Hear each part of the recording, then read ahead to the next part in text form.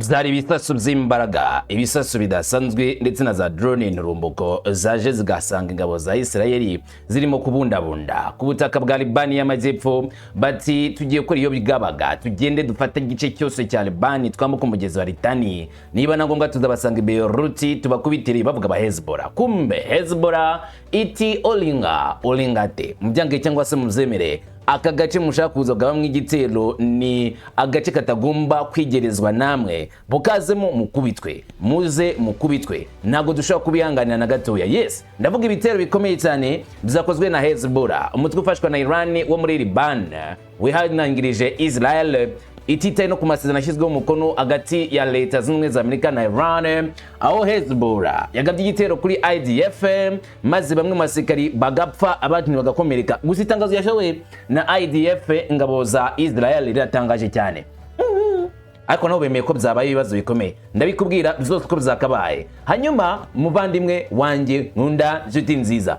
wari uzi neza ko Iran na Leta Zunze Ubumwe za Amerika amasezerano y'amahoro cyangwa se guhagarika intambara yashyizweho umukono? Ibyo ngibyo nzi kubizi, ariko Trump yaha icyo bita ultimatum, umuburo ukomeye cyane Netanyahu ngo amakosa yose azabatewe na Israel ari ku gahanga ka Netanyahu. Alias Bibi ubundi yifuzaga kuba yaturitsa Iran akayirimbura burundu. Murabizi neza ko Iran badashaka kigira intwaro za kirimbuzi, aho yazikoreraga Isfahan Fordo na Natanzi harashwe ibisasu bitewe na B2. Nubwo leta ya Iran yatangaje yuko by'abisasu Leta Zunze Ubumwe za Amerika byabaye nk'ibikinisho by'abana, ibyinshi byagwira n'uyu munsi batangiye kubivanisha y'imashini byayo bitigeze binaturika.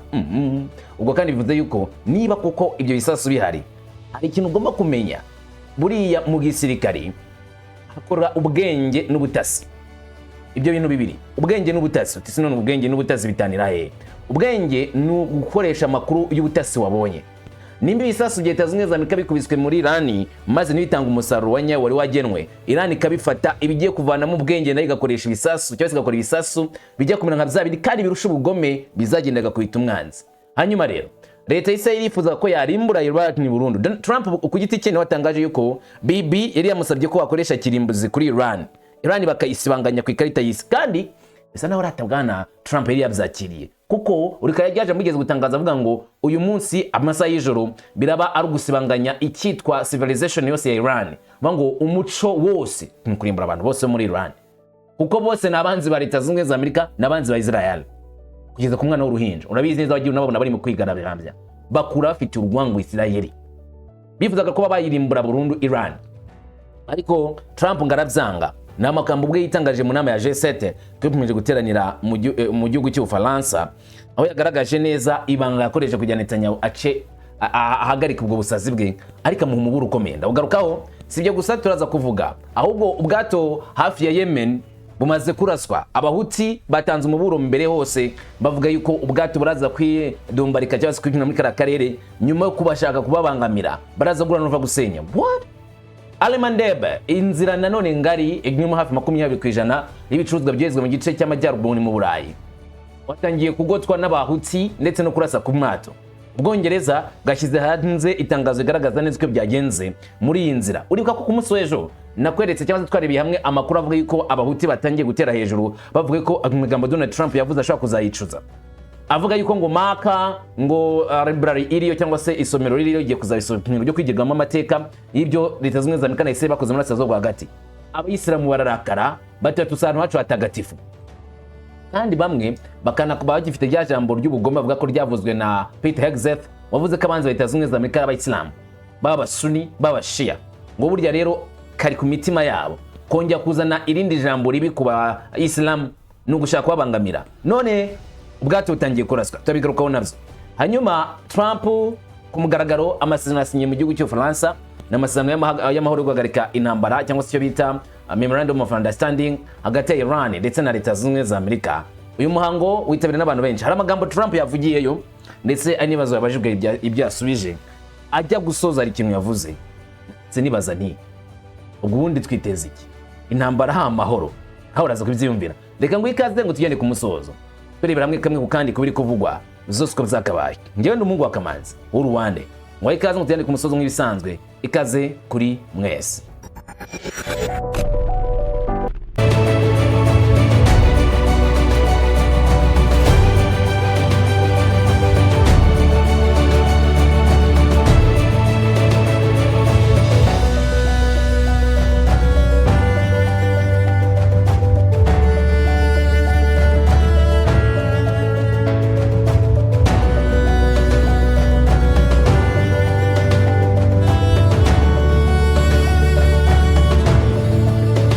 ngaho nyemerere twinjire muri ibiri kuvugwa byose ko zakabaye kamwe ku kandi tujyanarize tucukumbura amakuru y'ibiri kuvugwamo tumenye ngo niki kijya mbere ku mirongo y'imbere ku rugamba urasazwa hagati mu mazimisi ibintu bitameze neza ndetse kugeza ku rwego bamwe bavugaga ati hagiye kuzava intambara yahuza ibigo byinshi byikomerezwa ku isi biri mu Burusiya Ubushinwa Leta Zunze Ubumwe za Amerika ndetse n'abanyaburayi ndavuga OTAN bagahura muri ino mirwano murasazwa hagati ushobora kubizi cyangwa se utanabizi ariko urasazwa hagati ni umutima w'isi yose mu bijyanye n'ingufu yego nkize ni umutima w'isi yose mu bijyanye n'ingufu ntirengagije na internet ntirengagije n'ubucuruzi bw'ibigezweho UAE Qatar Saudi Arabia bya bihugu birakorerwamo ubucuruzi bwa Qatar ku rwego rw'isi hanyuma kandi nanone bikaba mu gihe nanone mu majyaruguru ndavuga mu Burusiya n'ibintu bitifashe neza bivuze ngo isi yari mu kaga gakomeye ko guhura n'igihombo gikomeye ntekereza ko nabyakugizeho ingaruka sibyo ngo amafaranga yagiye ku isoko usanga atagaciro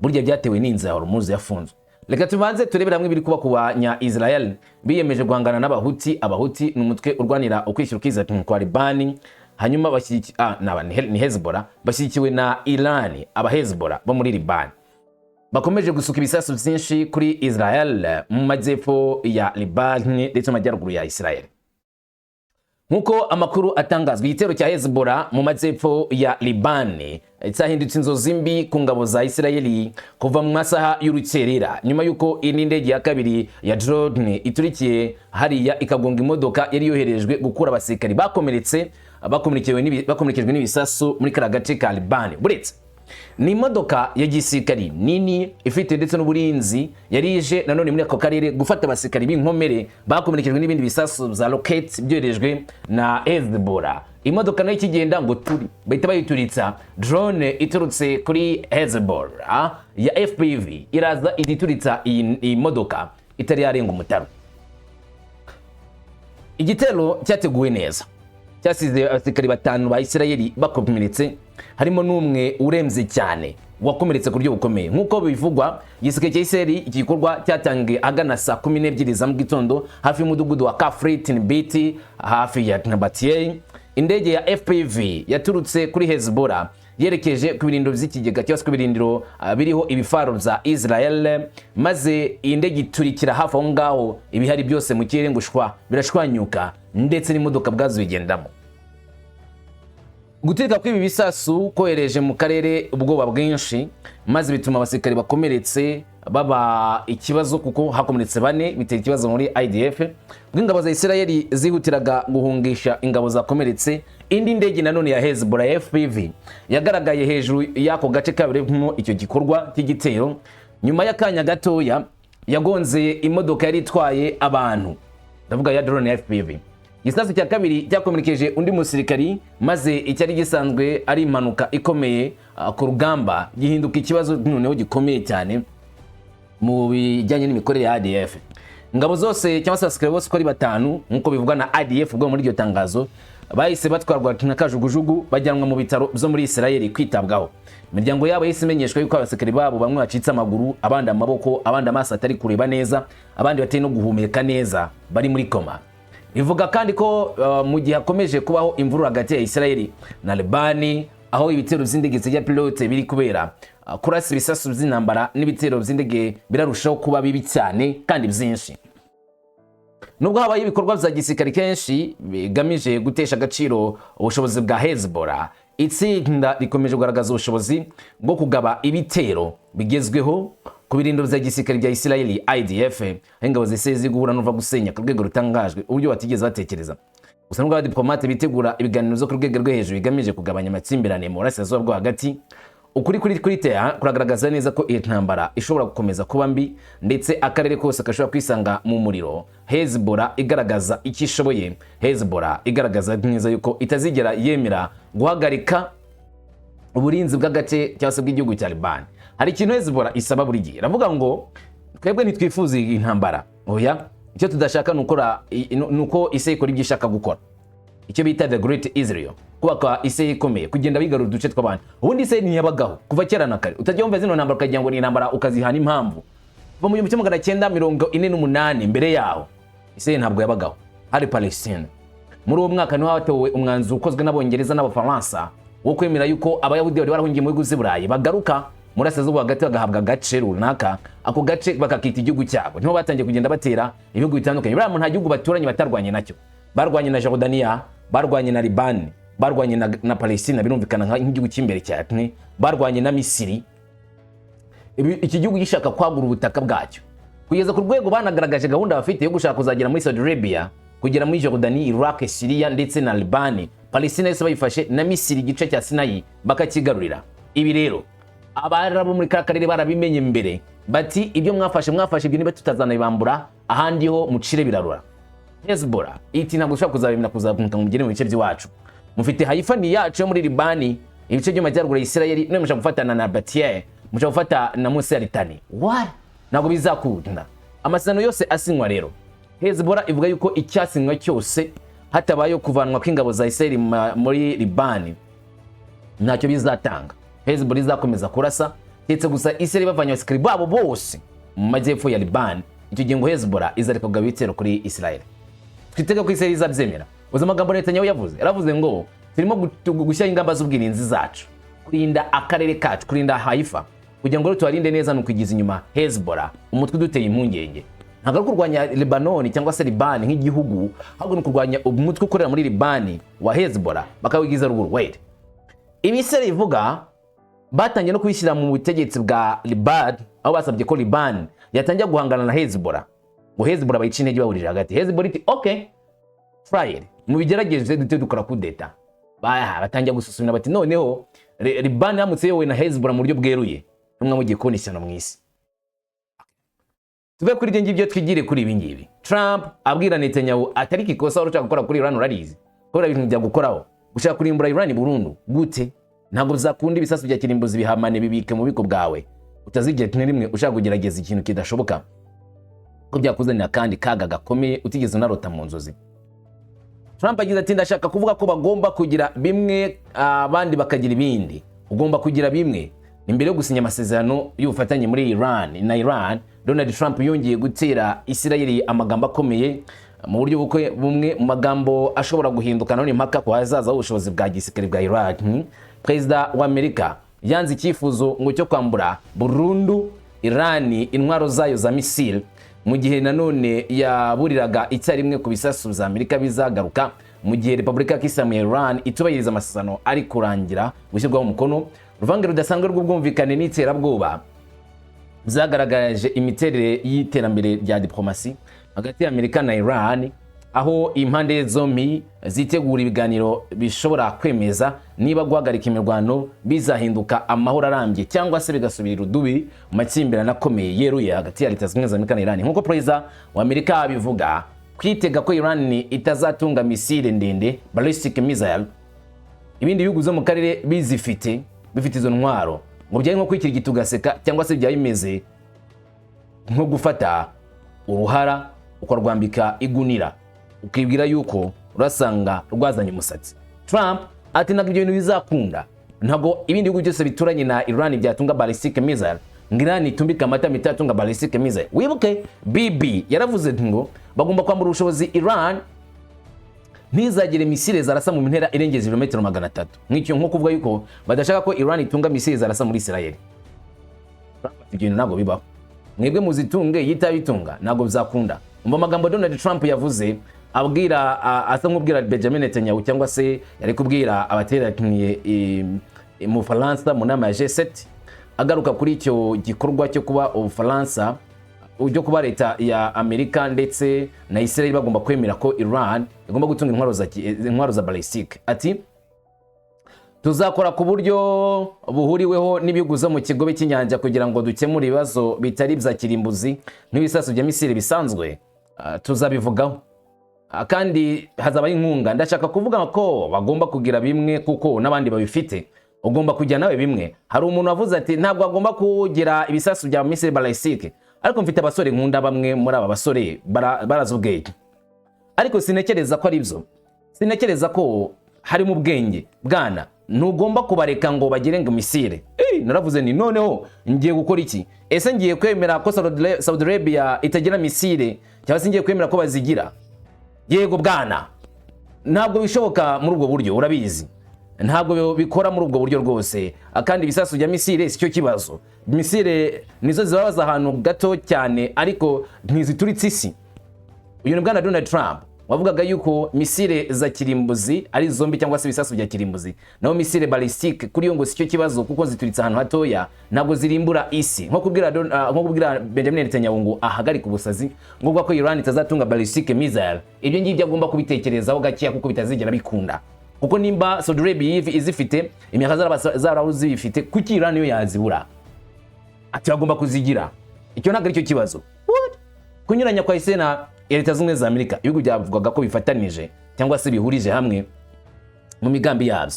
Nubwo yorohereje imvugo kuzerekeye ibisasu bisanzwe, Trump yashimangiye ko gahunda ya misile ya Iran izakomeza ku meza y'ibiganiro ubwo abayobozi ba Amerika na Iran bahuraga mu Busuwisi nyuma yuko kwa gatanu basinyana n'amasezerano y'ubwumvikane. Yemeje ko ibiganiro bizanavuga ku bubiko bwa uranium bwa Iran, ibikorwa zayo bya kirimbuzi n'inkunga ihabwa amatsinda yo mu karere ya Hezbollah, Hamas, Abahuti.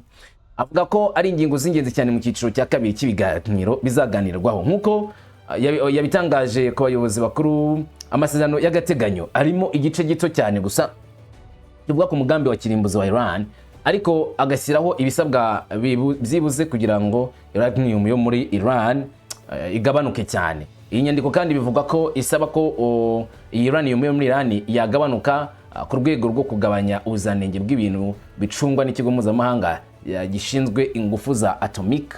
Ariko abayobozi b'Amerika bagaragaje ko iyi ari yo shingiro ry'ibiganiro gusa. Bavuga ko Washington ifite umugambi wo gushyira mu bikorwa bikomeye kurinda karere. Pati hari ikintu kimwe tugomba gutekereza. Iran kuva mu ntangiriro z'uru rugamba yavuze ko n'ubundi nta gahunda ya kirimbuzi bari bafite. Gahunda yo gukora intwaro za kirimbuzi bari bafite ari kwikorera nyine umutungo banashyira ku isoko bakagurisha kwayo ishaka. Ariko Amerika ivuga ko ari wo mugambi watumye barwana. None uburyo bwo kurangiza intambara bavuga ko ari bwo buryo bagiye gutuma baganira. None what the hell? Trump yaravuze mbere ko Leta Zunze Ubumwe za Amerika zishaka kugenzura uranium ikungahawe yo muri Iran, nubwo icyo cyifuzo kitagaragara muri gahunda iriho ubu, ariko ngo nuko bifuza bwo kwakira uranium kava muri Iran ikajya mu biganza bya Leta Zunze Ubumwe za Amerika. Ubundi ngo nicyo bishakira, ariko bikaba nkaho bigoye cyane. Mu magambo Donald Trump yavuze kuri ibyo ngibyo, yagize icyo avuga ku bijyanye ni uranium ndetse no kujya amasezerano na leta ya Iran, maze Donald Trump ahamya neza icyo bashyize imbere cyangwa se ikiri imbere, agira ati bazakorana bya hafi natwe kugira ngo bahindure ibintu byitwa ko bikungahaye cyane ari byo uranium biri mu nda y'isi, nawe ushobora kubibona. Rero ntabwo ari ngombwa ko tubikora vuba, ariko twabikora vuba cyane. Nitubona amahirwe tuzabikora, ariko hagati aho dufite kamera kuri metero yose, ntawe ushobora kugira icyo akora cya kirimbuzi. Kandi niba bikora tuzabatsinda dukoreshe patriote zacu, kandi bazabarimbuwe burundu. Kandi ibyo barabizi. Ibiganiro bya tekinike ku gukuraho ububiko bwose bw'ibikoresho bikungahaye bya uranium bizahita bitangira. Tugiye gutangira ibyo biganiro aka kanya. Bitandukanye na Barack Hussein Obama wari wohereje Iran amafaranga menshi n'ubufasha ubwo aribwo bwose bahabwa muri ayo masezerano. Bagomba kubona hashingiwe ku bushobozi bwabo, kandi ntabwo ari twe tuzaba dutanze amafaranga. Nta kintu kimwe tugomba kubaha. Birakomeye cyane. Ntabwo bimbangamiye kuba umuntu ukomeye, ariko biratangaje cyane kuba nkomeye. Iyo ni Donald Trump avuga yuko kuba ari umuperezida ukomeye cyane ubaye mu mateka y'isi ariwe utumye nanone ibikorwa leta ya Iran itashakaga kureka igiye kubireka, kuko Leta Zunze Ubumwe za Amerika zibishyizemo imbaraga. Kandi ngo itandukanye no kutegetse bwa Barack Hussein Obama wari ngo wakoranye amasezerano deal irimo n'amafaranga na Iran yo gutuma atagera kuri uranium. Ubu ngubu ngo Leta Zunze Ubumwe za Amerika zibigezeho nta n'ikintu na kimwe batanze. Niko Donald Trump avuga ati nta kintu tuzabaha kugira ngo bakore ibyo ngibyo, nta kintu tuzatakaza, nko gushimangira cyane ko Leta Zunze Ubumwe za Amerika arizo ziri gutsinda kuri inshuro kurusha uko Iran byagaragara yuko ariyo iri gutsinda muri runo rugamba, cyangwa se muri iri hangana ry'imaze iminsi kuba hagati ya Leta Zunze Ubumwe za Amerika ndetse na Iran. Dukomeje kubiri kuvugwa nanone mu karere kose muri rusange. Amerika ibimenye neza yuko agace kari kuberamwo imirwano kari kwaguka cyane. Ubu bigeze muri Alemandebe muri Serazuba bwo hagati hafi ya Yemeni. Ubwato bwarashwe. Ubwato bwande nicyo kiri kwibazwa. Nkuko amakuru atugeraho abitubwira, uvuga ko umujinya wa Mokhtaba Hussein Khamenei wageze ku muryango uhagarariye inyungu za Iran, aho Trump yavuze ko intambara yo gusubira ku mirwano ishoboka.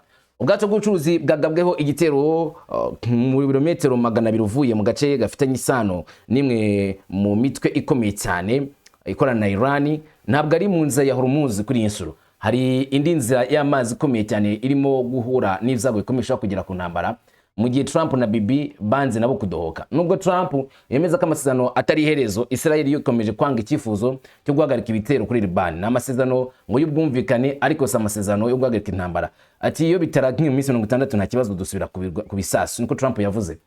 Ubwato bw'ubucuruzi bwagabweho igitero n'abagizi ba nabi bitwaje intwaro hafi y'umujyi wa Aden uri ku cyambu cya Yemeni ku 17 z'ukwezi kwa gatandatu, ni ku munsi w'ejo hashize. Ikigo gishinzwe ubucuruzi bwo mu mazi mu Bwongereza cyitwa UKMTO yatangaje ko impanuka yatewe n'ibyago bikomeye muri Aden. Nkuko UKMTO ibivuga, iyi mirwano yabaye nko mu birometero 105 zo mu mazi, cyangwa se kilometero 194 ututse amajyaruguru y'Iburasirazuba bwa Aden, uvuga ngo usa no guturuka muri Oman umanuka werekeza muri Yemeni. Ari ibyo byose bizabereye. Ikavuga yuko UKMTO ikavuga yuko kino gitero cyatunguranye cyane. Dore amagambo yavuzwe. UKMTO yakiriye raporo y'impanuka yabaye mu majyaruguru y'Iburasirazuba bwa Aden muri Yemen. Hari ubwato bwagereye muri metero 4 maze buza kuraswa hafi yaho ngaho. Bati ubwato bubiri burimo abantu bitwaje intwaro batazwi umubare wabo. Ubwato bwashyize itsinda ry'abashinzwe umutekano maze bahita batangira gusubizanya amasasu. Ubwato bubiri bwaje bwegereye ubwato butwara nyine ibicuruzwa maze batangira kuburasaho.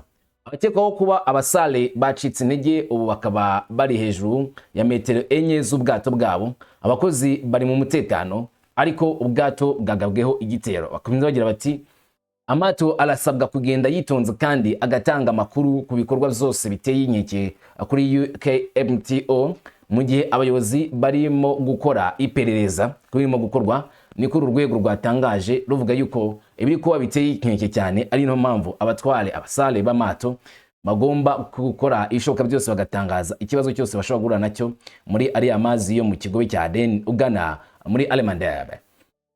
Abatetera baramenya neza itsinda cyangwa se umuryango wagize uruhare mu kugaba igitero kuri ubwo bwato. Mbere yaho amato abiri nanone y'ubucuruzi bivuga ko yibasiriwe n'amato y'intambara yakoreraga ku nkombe za Yemeni nk'uko byatangajwe, kandi bikaba byongera kugaragaza neza ko hari ubwoba bukomeye n'ibitero bidasanzwe bishobora kwibasira akarere kose. Umuyobozi w'ingabo z'abakurds muri Iran yitwa Ismail Khan yongeye kugaragara mu ruhame nyuma y'amezi menshi atagaragara mu gihe cy'ibibazo bikomeye cyane mu karere.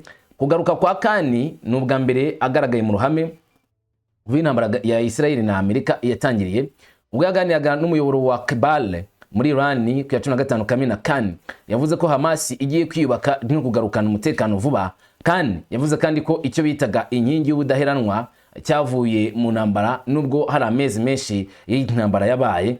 Muri make akarere nikitege gutuza, ibintu byajya gukomera. Ati nta muntu ushobora guhangana na Hezbollah muri Liban, kandi ibyo wabonye byose kuri Hezbollah muri Liban na gace gato cyane kurubura. Muri make ntago ribabona imbaraga zose za Hezbollah. Ati Baba Alemandebe ni imwe mu makarita yatsindiye cyane n'umutwe wa Resistance Front, kandi niba ngombwa andi makarita azagaragara. Ati ntimukifatanye n'umutwe wa Resistance Front, aho wahuye n'uwo mutwe nta cyubahiro wasigaranye. Ariko kubwira abantu nyine bavuga kuri Iran ngo ntibakifatanye na Bahuti, ati iyo muhuye n'Abahuti muhita mutakaza icyubahiro cyane. Bwana Ismail Khan ati ibyo byose bigaragara neza cyane ko Abahuti bakomeye, ko yatangaje ko ari Hamas, Hezbollah, Abahuti bagiye kongera kugaragaza imbaraga zabo kandi bakagaragaza ubushobozi budasanzwe mu karere. Bisa nkaho biteguza cyane akarere kose n'isi yose muri rusange kuba nanone hari ikindi kintu cyo gupangwa nk'igitero gikomeye ku basirikari b'abanyamahanga babarizwa muri karere. Kandi abo ngabo ni by'imbere cyane, ubwo ni Leta Zunze Ubumwe za Amerika cyangwa se abasirikari ba Leta Zunze Ubumwe za Amerika. kuko nibo babarizwa cyane cyane muri izo nzira, nibo bagabwaho ibitero, nibo baza nk'abanzi bakarere kose muri rusange. Ubwo none tuvuga iki? Tuvuga ko Leta Zunze za Amerika zigwabwa umuburo idimana mu yanyuma cyangwa se umuburo wa nyuma ubundi bagahura n'uva gusenya. Hari amagambo ari kuvugwa kwitangazwa cyangwa se kwisinywa ry'amasezerano y'amahoro hagati ya Leta Zunze za Amerika ndetse na Israel na Iran. Amasezerano yasinyiwe muri France, mu gihugu cy'Ubufaransa, aho Donald Trump yashyize umukono kuri aya masezerano nko kwemeza yuko imirwano irangiye cyangwa se intambara ishyizweho akadomo mu buryo bwa nyabwo. N'amasezerano yabanje gusinywa mu buryo bwa electronique, ariko kuri ngubu yasinywe ku mugaragaro Donald Trump ahibereye.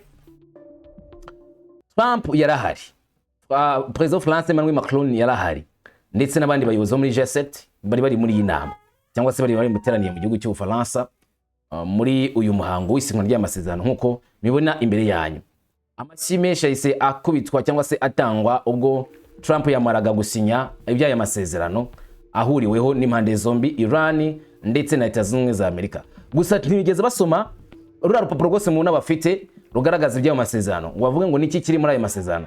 Mwasinya amasezerano? Yego, yasinywe.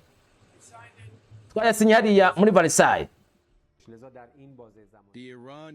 Amasezerano y'ubufatanye hagati ya Iran na Amerika ubu yuzuye ku mugaragaro kandi ararangira kubera ko impande zombi zashyizeho umukono.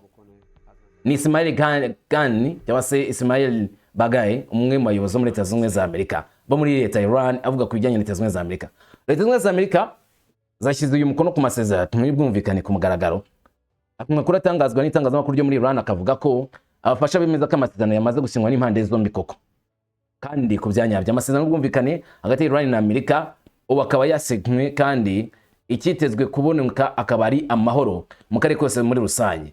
Nimba intambara yari maze igihe kinini cyane ihangayikishije akarere igomba gushyirwaho iherezo, nibwo buryo bwiza cyane leta ya Iran ngo yabaho itekanye, kandi nibwo buryo bwiza cyane leta ya Amerika nayo yabaho itekanye. Gusa hari ibintu bine by'ingenzi kuri ngo biri kugarukaho cyane mu itangazamakuru. Icyambere, ese ntago bizagera aho ngaho amasezerano n'ubundi bari gusinya n'ibiganiro bagiyemo bikazarangira bidatanze umusaruro cyangwa se bikarangira bidatanze icyo twakita inyungu ku mpande zombi?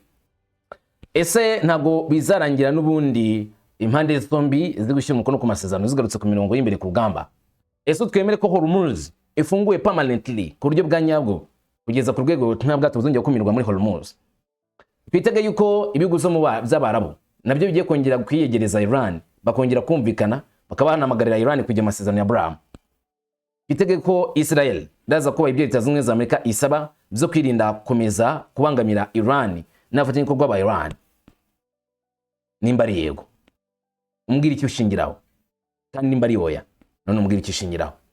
Gusa Donald Trump abwira leta ya Iran yuko nibatemera iby'amasezerano avuga, ibizababaho bizaba ari bibi cyane kurusha mbere, bazahura n'ibyago biremereye, bazaritagurwa, bazarimburwa. Noneho rero reka tegereze ibyo nsari imbere ahatse bitewe n'ibi bintu bitatu. Icyambere, Iran iremera iby'amasezerano agavuga ko urutoki rukumbarutso kurenga ku masezerano tayari kubarasa. Kabiri, Amerika iremera iby'amasezerano nayo ikavuga nka Iran. Gatatu, ise yo ntiyemera amasezerano, ivuga ko ifite ubushobozi bwayo idafashwe na Leta Zunze za Amerika zo gukomeza kurasa kuri Iran. Ariko amagambo ya Trump yaravuze ngo nimba ise ishobora gukomeza gukora ibikorwa nta muntu yishe izakomeza, nko kuvuga ngo it is red line, ni umurongo utukura, niba mugagiye igitero kikagira umuntu kigwamo twarasinye amasezerano y'amahoro tuzabazirana mu bwanyu. Mwitekereza gute ko na ise na Leta Zunze za Amerika ari guhangana? Ko na Leta Zunze za Amerika na Israel bahanganye, bamwe bati Israel nitunze Leta Zunze za Amerika, abahanga benshi n'abanya-Israel b'abayahudi bari mu Leta Zunze za Amerika yagiye kubera ibizago Leta Zunze za Amerika. None ubwo ese ubwo muri Liban nimba Israel itemeye guhagarika intambara, Iran ikazarasa muri Israel bitewe nuko bitemewe, muri make Amerika yemeye yuko muri Liban agomba kuboneka amahoro, bitewe bigomba guhagarikwa. Hanyuma umufasha wabo ari we Israel agakomeza kurasa muri Liban. Iran nirasa muri Israel, Amerika izatabara? Uravuze ngo yego, uri aravuze ngo hoya. Kubera iki rero? Amerika izatabara kubera iki? Kubera iki itazatabara? Cyangwa nagatego bateze Netanyahu sha ntabimenye? Wakina na Trump uri kumukangisha Epstein files, yaba yaguteza agatego bagiye kuguhokera hamwe ahubwo. Israel igiye guhinduka uruga rw'intambara. Ntago mbizi, gusa iminsi iri hatse byinshi. Ndagushimiye kubana natwe buri munsi, iminsi yose. Genda Mungu wakamanzi, uruwande. Komeza kugira ibyiza, amahoro.